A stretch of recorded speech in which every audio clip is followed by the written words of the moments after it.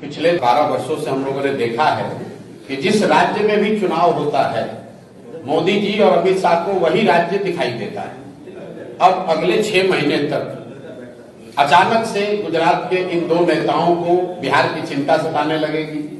बिहार की गौरवशाली अतीत की वो चर्चा करने लगेंगे।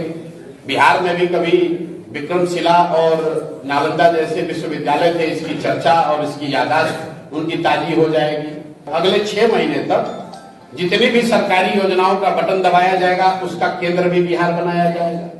जो योजना पहले से चल रही है, हर 3 महीने पे किसानों को स्वनिधि का पैसा भेजा जाता है, वो बटन दबाने के लिए मोदी जी बिहार में ही आकर दबाएंगे। लेकिन नवंबर के बाद ये दोनों लोगों को फिर बिहार कभी अगले 6 साल तक दिखेगा नहीं, क्योंकि तब तो बिहार उनके लिए सिर्फ मजदूर का सप्लाई केंद्र है।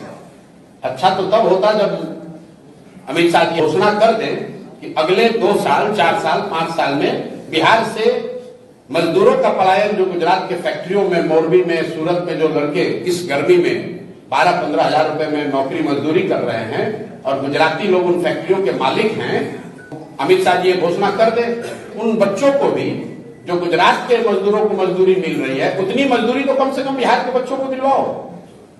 ये बात यहां बिहार में कभी चर्चा नहीं होती है। हम लोग ये सब कहते हैं कि यहां से लोग बाहर मजदूर जाते हैं, लेकिन गुजरात के मजदूरों को उसी फैक्ट्री में जो पैसा मिल रहा है और बिहार के मजदूरों को जो फैक्ट्री में पैसा मिल रहा है, उसमें जमीन आसमान का फर्क है। अच्छा तब लगेगा जब अमित शाह जी बताए कि गुजरात के जो बड़े उद्योगपति हैं उनमें से कितने लोग बिहार में उद्योग लगाएंगे। पिछले 12-15 साल में तो लगाया नहीं।